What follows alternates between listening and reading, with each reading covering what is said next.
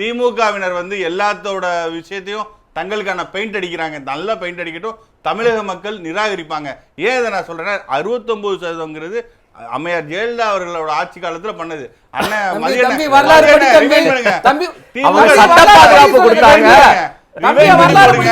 பாதுகாப்பு கொடுத்தாங்க. அதை கொண்டு வந்து தலைவர் கலைஞர் அது பிரச்சனையா வரும்போது அம்மையார் ஆட்சியில இருந்தாங்க. முதல்ல படிக்க சொல்லுங்க. 9th ஷெட்யூல்ல போய் வச்சது வந்து யாரு? இடஒதுக்கீடு கொடுத்தது யாரு? இடஒதுக்கீடு கொடுத்தது யாரு? 69% இடஒதுக்கீடு கொடுத்தது யாரு? கேள்வி இடஒதுக்கீடு கொடுத்தது யாரு? மதிவாணன் அவர் பேசுறாரு, நீங்க பாருங்க. தம்பி தயவு செஞ்சு படிங்க. தம்பி தயவு செஞ்சு படிங்க. தாவேக்கா இல்ல, சட்ட பாதுகாப்பு கொடுத்தது தாவேக்கா இல்ல. உங்களுக்கு கேள்வி என்ன? திமுக தாவேக்காதவங்க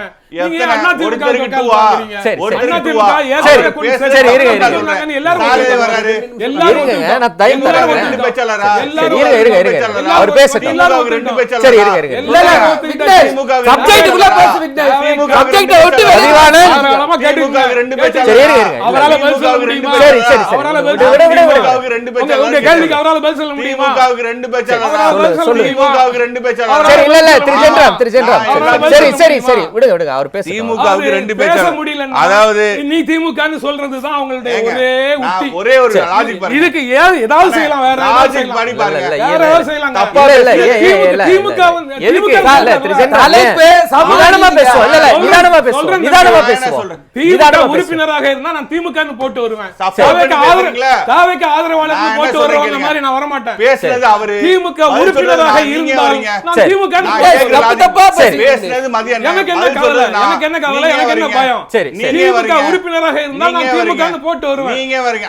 அது விட அது அவங்க திமுக உறுப்பினரே தலைப்புக்குள்ள பேசுவீங்க. தலைப்பு பேசுங்க. சமூக நீதியை பத்தி பேசுங்க. இடஒதுக்கீடை பத்தி பேசுங்க. சரி சொல்லுங்க. அதாவது இல்ல வெளிய போவலாம் என்ன சொல்றீங்க? அப்படிலாம் சொல்ல கூடாது மதிவாணன். நீங்க வேணா வெளிய போங்க. தலைப்புக்குள்ள பேசுங்க. அத நான் முடிவு பண்ணிக்கிறேன். வெளிய போறலாம் சொல்ல கூடாது. தலைப்புக்குள்ள பேசுங்க. அமைதியா இருங்க. நீங்க பேசுங்க. இந்த ஆணவத்துக்கு உங்களுக்கு பிரச்சனை தம்பி. அத திருப்பி அவங்க சொல்லுங்க. இந்த ஆணவத்துக்கு திமுகவுக்கு 2 பிரதிநிதியான்னு கேட்டதா ஒரு திருப்பி. நான் அப்படிதான் சொல்லுவேன். உங்களா முடிஞ்சத பாருங்க. அவர் பத்திரிக்கையாளர் தானே. இல்ல என்னங்க சவால் இது? எதுக்கு ஆணவ எதுக்கு இத ஆணவம் வேண்டாம் வேண்டாம். அது தேவையில்லாத பேச்சு. அது தேவையில்லாத பேச்சு. சரி அத நிறுத்துங்க. மதி என்ன பேசுறாரு? அத நிறுத்துங்க. அத நான் சொன்னேன். நீங்க இடையில வந்தீங்க. அது பதில் சொல்லுங்க.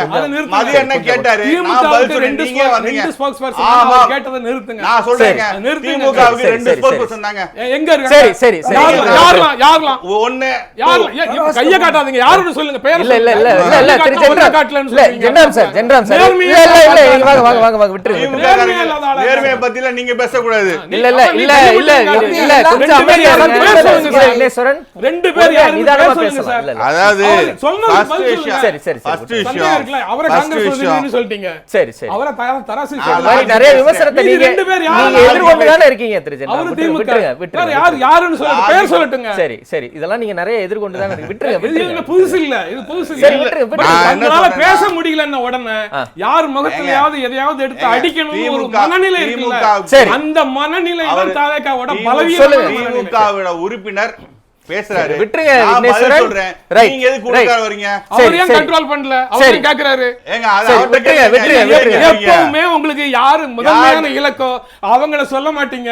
பாஜகவை வருடி விட்டுட்டு திமுகவும் அதுவும் ஒரே இரண்டு பக்கங்கள் டிஎம்கே வருடுது. அப்படியா? சரி இல்ல ஜெனரல் சார் இல்ல திமுக வருடிச்சுனா போங்க. இல்ல விட்டுருங்க பேசுங்க. திமுக சரி இல்ல திரு ஜெனரல் சார் பிஜேபி எங்க வருடி விட்டான்னு சொல்லுங்க. சரி சும்மா போற போக்குல சட்டசபையில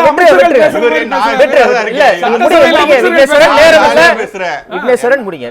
முத்தாய்ப்பா அவதூறு போடுறது திரு ஜெனரல் சார் திரு ஜெனரல் மேல அவதூறு பேசுறது திரு ஜெனரல் இல்ல சரி ப்ளீஸ் விட்டுருங்க. நான் ஒரு நிறைவா முடிங்க. சார் பேசுறப்ப சொன்னாங்க அரசியல் அதிகாரத்துல பங்கேற்கிறது, அமைச்சரவையில பங்கேற்கிறது ஒரு கண்டிஷன் கிடையாது அப்படின்னாங்க.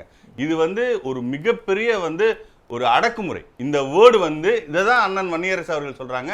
உங்களுக்கு எல்லாம் அமைச்சரவை கொடுக்கணுமா அப்படிங்கிறது ஒரு அண்ணன் சொல்றப்ப மதிய என்ன சொல்றப்ப சொன்னாங்க 96 இருந்தப்பே கொடுக்கல. அது பெருமை இல்லைன்னு உங்களோட உங்களுக்கு பெரிய மனசு இல்ல, அதாவது ஒரு நியாயமா நீங்க பண்ண வேண்டியது கூட நீங்க ப்ரீபோல் பண்ண அலையன்ஸ், அநீதி. அது ப்ரீபோல் அலையன்ஸ் இல்ல ப்ரீபோல் அலையன்ஸாவே இருந்தாலும் ஆனா இப்போ அவங்க அது ஒரு நான் பாலிசியா புரிஞ்சுங்க. வச்சிருக்காங்க. இப்போ கேரளால மத்த மாநிலங்கள்ல பாருங்க மெஜாரிட்டி கிடைக்கலாம் ப்ரீபோல் அலையன்ஸ்லாம் கொடுப்பாங்க.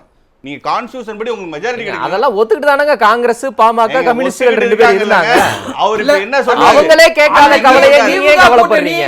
எத்தனை இடத்துல ஜெயிச்சு சொல்ல நான் என்ன சொல்லுங்க. சொல்றேன்? சரி, விட்டு அன்னைக்கு திமுக கூட்டணி எத்தனை இடத்துல ஜெயிச்சு நான் மதிவாணன் கேளுங்க. அவர் முடிக்கட்டுங்க, ஏங்க, விடுங்க. முடிங்க. இது வந்து அதிகார பகிர்வு வந்து ஒரு கண்டிஷன் இல்லைன்னு சொல்றது ஒரு அடக்குமுறை. ஓகே. ஆனா இதுல வந்து உரிமை சார்ந்து இப்போ வந்து ஒருத்தர் அமைச்சர் பொறுப்பு வர்றாங்கன்னா அவங்க ஒரு மாவட்டத்துக்கு பொறுப்பு அமைச்சராங்க. Right, right. அந்த இடத்துல ஒரு சமூக நீதி ஒரு பார்வை இருக்கு, அந்த இடத்துல ஒரு எம்பவர்மெண்ட் நடக்குது.